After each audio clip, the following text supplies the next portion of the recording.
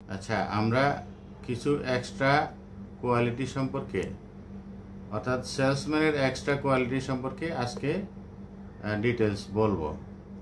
সেলসম্যানের কিছু extra quality থাকতে হয়, এই কোয়ালিটিগুলো সম্পর্কে আজকে বলবো। তার আগে বলে নেই যে আমি যে কোয়ালিটিগুলো সম্বন্ধে বলতেছি সেই কোয়ালিটিগুলো কিন্তু আমার 25 বছরের অভিজ্ঞতা থেকে নেওয়া, পাশাপাশি আমার কিছু যদিও আমি গ্রাজুয়েশনের পরে চাকরিতে চলে আসছি, কিন্তু তারপরেও চাকরি করা অবস্থায় আমি কিছু পড়াশোনা করে ফেলছি। যেমন বিজনেস অ্যাডমিনিস্ট্রেশনের উপরে মাস্টার্স করে ফেলছি, তারপরে আমি জার্নালিজমের উপরে পোস্ট গ্রাজুয়েশন ডিপ্লোমা করে ফেলছি। সেই সুবাদে আমার কিছু পড়াশোনা হয়ে গেছে এবং পড়াশোনার আলোকে এবং এক্সপিরিয়েন্সের আলোকে আমি কথাগুলো বলতেছি। যদি কেউ এই কথাগুলো শুনে মনোযোগ সহকারে, তাহলে অবশ্যই অবশ্যই কাজে লাগবে। একটা সেলসম্যানের প্রথম শর্তই হলো যে তাকে মোটিভেটেড থাকতে হবে। মোটিভেশন প্রথম শর্ত, মানে এটা এক্সট্রা কোয়ালিটিগুলোর মধ্যে একটা মোটিভেশন। তাকে মোটিভেশন মানে জিনিসটা মাথায় রাখতে হবে যে আমি যে প্রোডাক্টটা সেল করব, আমি যে অফিসে চাকরি করি, আমার যে বস, সবগুলা মানে সব সম্পর্কে তার পজিটিভ যে অ্যাটিটিউড, এই যে মোটিভেশন, এই মোটিভেশনটা তার মধ্যে আছে কিনা। মোটিভেশনটা মানে কি?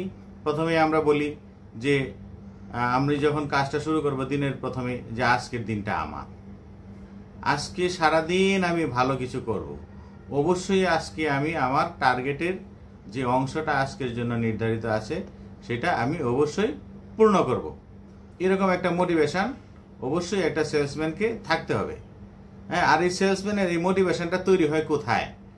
একটা মানুষের ব্রেনে, সাধারণত মানে যে মানুষটা সুস্থ মানুষের ব্রেনে একটা কেমো রিসিপ্টার ট্রিগার জোন থাকে।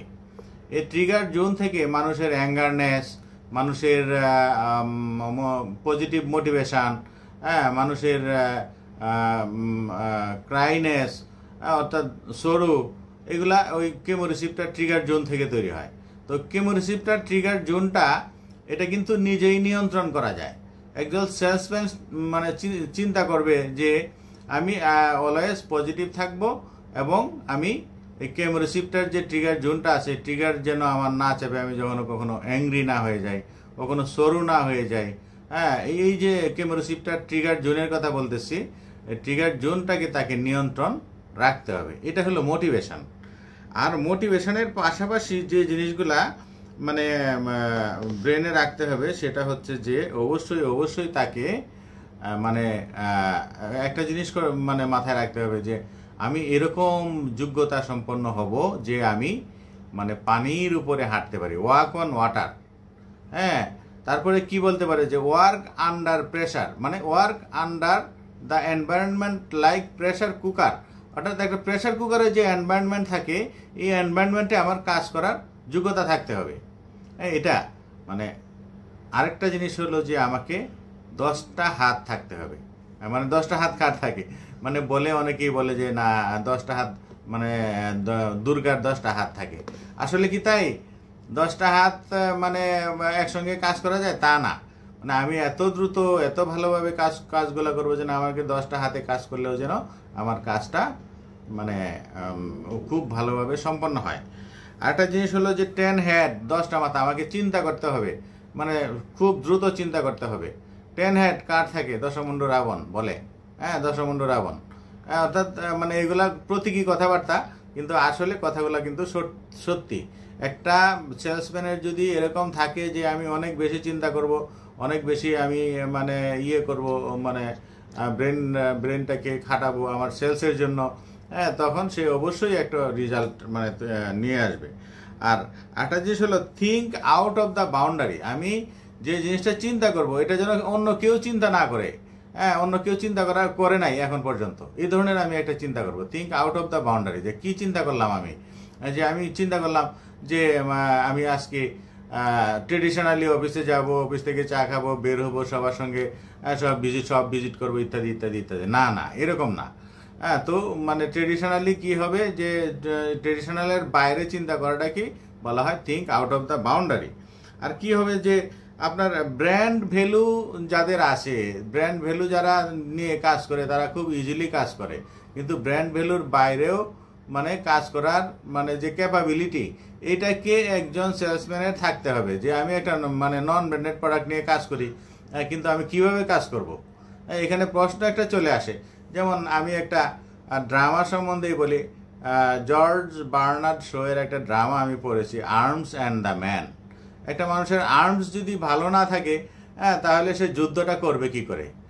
সে মানে আর্মস অ্যান্ড দ্য ম্যানে সার্জিয়াস ছিল হিরো, তার পকেটে আছে শুধু চকলেট, তার খাবারের কিছু নাই, তার আছে অশ্ব আর মানে সে যুদ্ধ করার মতো কিছু নাই, কিন্তু সে কিভাবে যুদ্ধটা করবে। কিন্তু সে অপেক্ষা করবে কখন বৃষ্টি নামবে, কখন কামানের গোলা মানে ছাড়ার সময় হবে না, তখন সে এই সময়টার জন্য অপেক্ষা করবে। অর্থাৎ আর্মস অ্যান্ড দ্য ম্যান, অর্থাৎ যদি কেউ একটা কামানের সামনে মানে ঘোড়া এবং তরবারি নিয়ে দাঁড়ায় যায়, যদিও তার জিতার সম্ভাবনা নাই, কিন্তু সে অপেক্ষা করতে থাকবে যে কখন বৃষ্টি নেমে যাবে, তখন সে কি ইচ্ছা করলেই এবং মানে যে কামানের ধারী যে যোদ্ধা তাকেও সে পরাজিত করতে পারবে।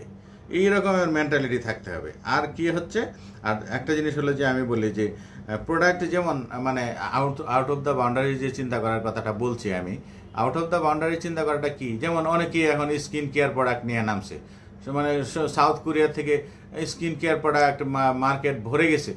কিন্তু আমি স্কিন কেয়ারটা বাদ দিয়ে অন্য কিছু চিন্তা করি না। আমি কেন হেয়ার কেয়ার নিয়ে চিন্তা করি না, আমি কেন বডি কেয়ার নিয়ে চিন্তা করি। অ্যাকচুয়ালি হয় কি, স্কিন কেয়ার প্রোডাক্টগুলো সাইজে ছোটো হওয়াতে এগুলো অনেকেই লাগেজে করে সারা বাংলাদেশে নিয়ে আসতেছে। কিন্তু আমি যদি হেয়ার কেয়ার প্রোডাক্ট নিয়ে চিন্তা করি, 1 কেজি ওজনের একটা শ্যাম্পু ইচ্ছা করলে একজনে লাগেজে করে নিয়ে আসবে না, আর একটা শ্যাম্পু যদি ফেটে যায় তাহলে তার লাগেজের অবস্থা শেষ। সো আমি ট্রেডিশনালি যখন আমি মানে চিন্তা করব, তখন আমাকে সেই লাগেজ টাগেজ ইত্যাদি চিন্তা করতে হবে, কম প্রাইজে বিক্রি করা ইত্যাদি ইত্যাদি। কিন্তু আমি যদি মানে মনোপলি চিন্তা না করে অলিগোপলি চিন্তা করি, অর্থাৎ আমি যদি চিন্তা করি যে না, আমার একটা প্রোডাক্টের প্রাইস যাই হোক না কেন, এটা যদি কাস্টমার স্যাটিসফ্যাকশন থাকে, কাস্টমার যদি স্যাটিসফ্যাক্টরি রেজাল্ট এটা থেকে পায়, এবং আমি যদি এটা প্রপার ওয়েতে, অর্থাৎ সব লিগাল মানে যে গভর্নমেন্টের যে লিগাল মানে ইস্যুগুলো আছে, ইস্যুসগুলো আমি সব কিছু করে আমরা যদি মানে ইম্পোর্ট করার পরে এটা নিয়ে আমরা মার্কেট করি, তখন প্রোডাক্টটা যদি নন ব্র্যান্ডেডও হয়, কোয়ালিটি যদি ভালো হয়, তাহলে কিন্তু অবশ্যই মানে যে ব্র্যান্ড ভ্যালু, এই ব্র্যান্ড ভ্যালুর চেয়ে ভালো করার সুযোগ রয়ে গেছে। আমরা একটা কথা বলি যে কোয়ালিটি আওয়ার কি differential advantage, and there is no doubt. মানে কোয়ালিটি যদি ভালো থাকে, সেই প্রোডাক্ট নিয়ে অবশ্যই কাজ করে মানে ব্র্যান্ডেড প্রোডাক্টকেও বিট করা সম্ভব। এগুলো হলো একটা সেলসম্যানের এক্সট্রা অর্ডিনারি কোয়ালিটি। এই কোয়ালিটিগুলো যদি কেউ মাথায় রাখে, তাহলে অবশ্যই সে সেলসম্যান হিসাবে ভালো করবে। আরও কিছু এক্সট্রা অর্ডিনারি কোয়ালিটি সম্বন্ধে বলা বাকি রয়ে গেছে। যেমন আমরা বলে থাকি সাধারণত যে একজন সেলসম্যানকে সেই যোগ্যতা অর্জন করতে হবে, যেমন বরফের দেশে ফ্রিজ বিক্রি করা। অর্থাৎ যে দেশে বরফ পড়ে সে দেশে ফ্রিজের প্রয়োজনীয়তা নাই, কিন্তু সেই দেশে ফ্রিজ বিক্রি করার যোগ্যতা থাকতে হবে। সেটা কিভাবে, সেটার ডিটেলস আলোচনা আছে।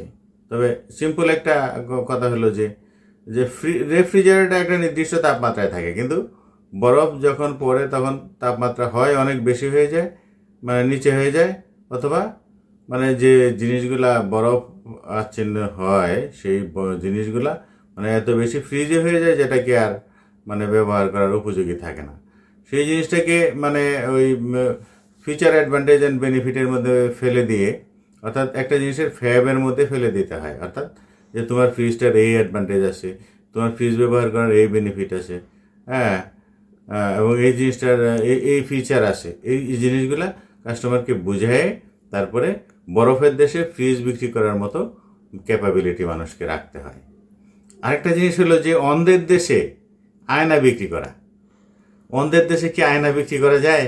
অন্ধ মানুষ, সব দেশের মানুষ হলো সব অন্ধ, এই দেশে কিভাবে আয়না বিক্রি করবে? আয়না তো মানুষের চোখেই দেখে না, সে আয়না দিয়ে কি করবে? এখন তাকে প্রোডাক্টের মানে জিনিসটা বোঝাই দেবে যে এটা এরকম একটা জিনিস, এটার মধ্যে আপনার চেহারাটা দেখা যায়।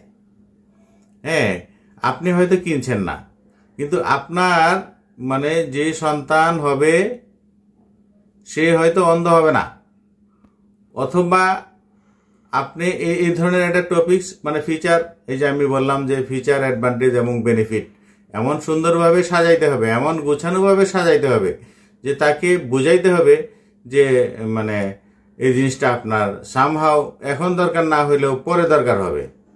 তখন মানে অন্ধের দেশেও আয়না বিক্রি করার মতো মানে আপনার একজন সেলসম্যানের যোগ্যতা হয়ে যাবে বা যোগ্যতা হয়ে যাবে। আবার যেমন আমরা আরেকটা জিনিস বলি যে দেশের মানুষ জুতা পরে না সেই দেশে জুতা বিক্রি করতে হবে। তো এটা কিভাবে সম্ভব? তো সে দেশে জুতা পরা শিখাইতে হবে। যেমন ব্রিটিশরা আমাদেরকে শিখায় রেখে গেছে যে চা বাগান বানাইছে, চা খাওয়ানো শিখাইছে, সিগারেট খাওয়ানো শিখাইছে, এই যে তামাক, বিড়ি, সিগারেট এইগুলা মানে ওরা মানে আমাদেরকে শিখায় রেখে গেছে। তো এখন তামাকের মার্কেট ওরা এনজয় করতেছে এবং চায়ের মার্কেট ওরা এনজয় করতেছে। তো এই যে জিনিসগুলা, এই জিনিসগুলা হলো একজন সেলসম্যানের এক্সট্রা অর্ডিনারি কোয়ালিটি। অর্থাৎ এইগুলা সাধারণ মার্কেটিংয়ের মধ্যে যায় না, সাধারণ সেলসম্যানশিপের মধ্যে যায় না। এই জিনিসগুলা মানে টোটালি ডিফারেন্ট।